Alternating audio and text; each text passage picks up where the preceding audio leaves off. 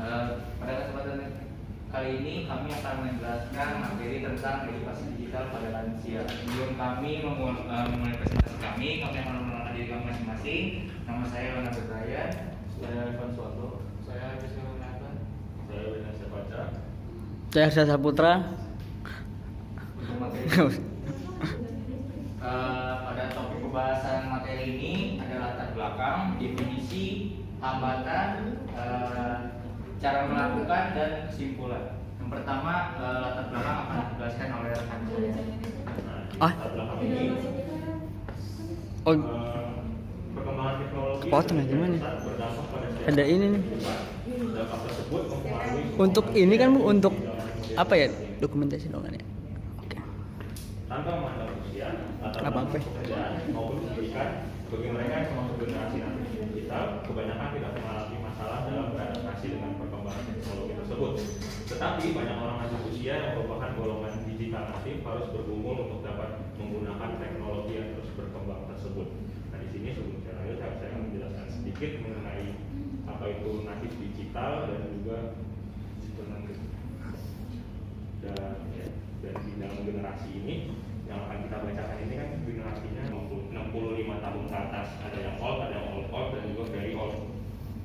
Nah, digital native ini merupakan konsep yang pertama kali dikembangkan oleh Mark Bransky, seorang ahli teknologi pada tahun 2001 dengan pengertian yakni generasi muda yang tumbuh besar di tengah-tengah teknologi dan juga internet, mudah beradaptasi dengan teknologi baru dibanding generasi sebelumnya, tapi memiliki sifat negatif, yakni dia ingin untuk bergumul untuk dapat menggunakan teknologi yang terus berkembang. Selanjutnya, perkembangan teknologi sangat berkaitan erat dengan modernisasi. Dalam modernisasi, masyarakat mengikuti perkembangan zaman dan juga menginovasikan berbagai temuan berkaitan dengan teknologi. Disebut dengan Poplar dan Rudnick pada tahun 2019. Poplar dan Rudnick pada tahun 2019 juga mengatakan bahwa perkembangan teknologi yang didominasi oleh kontribusi para pemuda memiliki pengaruh terhadap status dari orang-orang lanjut usia. Sehingga berdasarkan pernyataan tersebut, modernisasi dengan pemanfaat teknologi dapat menjadi sebuah tantangan bagi lansia. Dan itu kita akan masuk ke definisi terkait yang akan dibacakan oleh teman saya. Oke, untuk definisi terkait, mungkin dari kalian ada yang nanya kenapa definisi terkaitnya itu bukan pengertian dari edukasi digital, melainkan di sini saya mengambil definisi dari penerimaan teknologi, di mana penerimaan teknologi dapat didefinisikan sebagai persetujuan penerimaan yang baik dan penggunaan berkelanjutan dari perangkat dan sistem yang baru diperkenalkan. Menurut Arning dan Zipkley tahun 2007. Tingkat penerimaan itu berisi sikap terhadap perilaku tertentu, yaitu perasaan positif atau negatif pengguna atau sejauh mana teknologi mempengaruhi perilaku pengguna teknologi tersebut. Kenapa saya ambil definisi ini?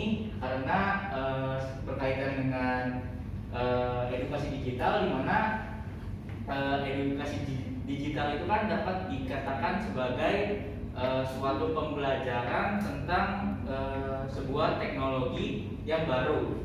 Oleh karena itu penerimaan teknologi ini sangat penting, terutama bagi lansia. Karena apabila lansia tidak mampu menerima teknologi tersebut dengan positif, maka teknologi itu akan mempengaruhi perilaku dari lansia tersebut.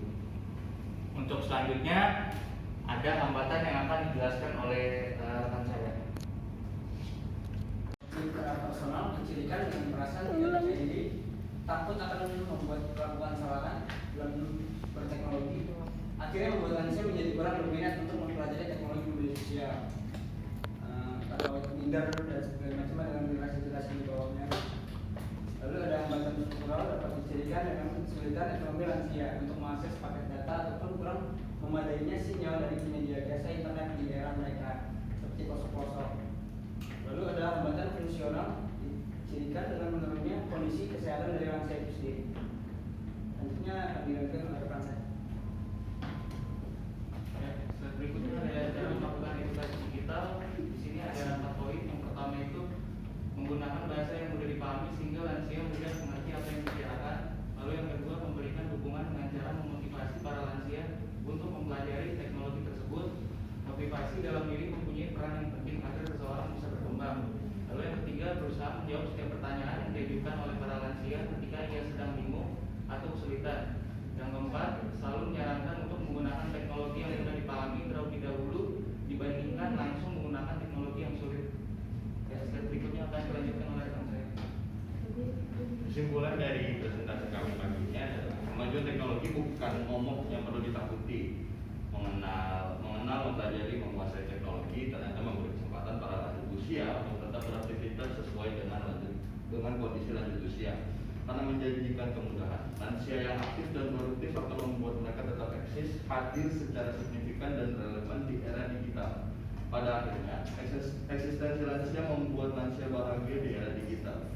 Untuk dapat mencapai kebahagiaan tersebut, perlu dilakukan sebuah cara, yaitu edukasi digital pada lansia agar teknologi yang semakin maju bisa dipahami oleh para lansia dan bisa selalu beradaptasi dengan kemajuan teknologi. Selain itu, pemanfaatan teknologi yang baik juga dapat meningkatkan kualitas hidup lansia. Jadi dari apa yang kita bawakan pagi ini kesimpulannya adalah bukan sebuah tidak mungkinan kalau lansia itu tidak bisa beradaptasi dengan era digital. Selama kita yang generasi mudanya mau mengajarkan sabar dan bisa mengenalkan kepada mereka dengan baik, kayak contoh tadi Bu Ari ngenalin orang tuanya dengan video call sampai bisa video call sendiri, ya bukan suatu tidak mungkinan mereka bisa beradaptasi juga. Walaupun mungkin di satu sisi tidak bisa se-keep up kayak kita yang muda. Sekian presentasi kita. Ada apa pertanyaan? Good. Oke, terima kasih. Tepuk tangan dulu dong buat presentasinya keren ya. Saya mau nambah supaya lebih keren lagi nih. Mungkin bisa ditampilkan atau ditunjukkan bedanya antara dua slide sebelumnya ada nggak? Yes, gitu. Di poin terakhir itu di situ disebutkan teknologi yang mudah dipahami lansia dengan teknologi yang sulit dipahami lansia, itu boleh dijelaskan apa contohnya itu atau bagaimana? Oke, saya coba jelasin ya Bu. Maksudnya poin 4 di sini itu kenapa sih lansia itu disarankan untuk menggunakan teknologi yang mudah? Nah, contohnya misalkan ketika para lansia ingin menggunakan sebuah aplikasi di dalam smartphone, misalnya dia ingin menggunakan aplikasi-aplikasi kesehatan. Aplikasi-aplikasi kesehatan di zaman sekarang itu kan bisa dikatakan agak sulit digunakan ya Bu. Maksudnya diaksesnya itu sulit, sehingga banyak prosedur-prosedurnya untuk mencapai kayak contohnya Halodoc misalkan, itu kan aplikasi kesehatan, itu kan agak sulit untuk para lansia mengakses aplikasi tersebut. Maka disarankan gimana sih menggunakan teknologi yang lebih mudah daripada yang tadi. Kayak misalkan teknologi yang mudah itu misalkan kita searching Google misalkan, itu kan nggak terlalu sulit, kita tinggal mengetik apa yang kita alami, penyakit apa yang kita alami, kita ketik di Google itu langsung muncul gejalanya apa, obatnya apa, gimana cara kita mengkonsultasikan kepada dokter. Seperti itu sih kalau menurut saya. Oke. Masih kurang paham ya antara teknologi yang mudah dengan teknologi yang sulit bagi lansia, karena kan kami bukan lansia gitu. Jadi artinya gini, apa sih model-model atau contoh-contoh aplikasi yang mudah untuk lansia dengan bedanya aplikasi yang sulit dengan lansia untuk lansia?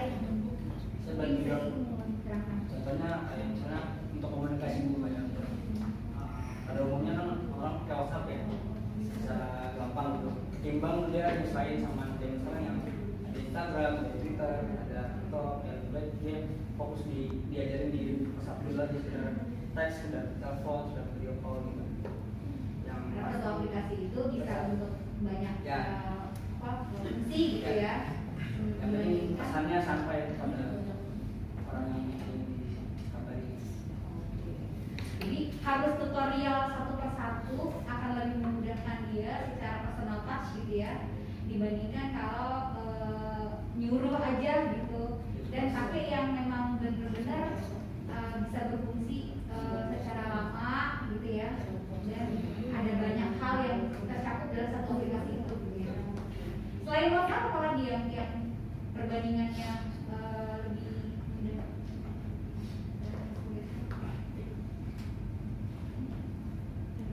Mungkin kalau menurut saya Zoom kali ya. Zoom dengan WA video call misalkan. Itu kan kalau Zoom kita mesti masukin ID, password, mesti login email terlebih dahulu, baru kita bisa mengakses Zoom tersebut. Dan di Zoom itu kan banyak pengaturan-pengaturannya yang mesti kayak kita cek audio dulu, cek videonya dulu, udah benar atau belum. Sedangkan kalau menggunakan video call di WhatsApp itu kan kita tinggal klik satu tombol untuk menelpon seseorang, maka kita udah langsung terhubung. Oke, good. Terima kasih untuk penjelasannya. Dari teman-teman, Kalau untuk teman-teman yang lain ada yang ingin bertanya, silakan.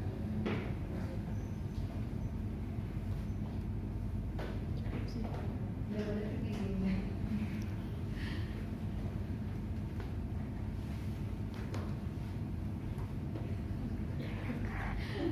Gak ada? Oke, terima kasih. Ada kesimpulan barangkali yang mau disampaikan selain yang tadi? Oke, untuk kesimpulannya mungkin ditambahin dari yang tadi Kak Evan bilang, lansia itu bukan berarti nggak bisa beradaptasi dengan teknologi di zaman sekarang. Itu pasti sebuah hal yang mungkin, dan jika kita berusaha untuk mengedukasi para lansia untuk bisa menggunakan teknologi yang ada di zaman sekarang. Kalau dari kitanya, dari sekitarnya itu nggak mendukung, maka akan sulit juga bagi lansia untuk bisa mengikuti teknologi di zaman sekarang. Jadi edukasi ini sebuah pendampingan ya intinya. Dan mungkin edukasi yang diajarkan ke lansia juga harus dipilah dan dipilih, karena nggak mungkin kita seupload ngajarin mereka, mungkin kita nggak memilih mana yang benar-benar penting buat mereka.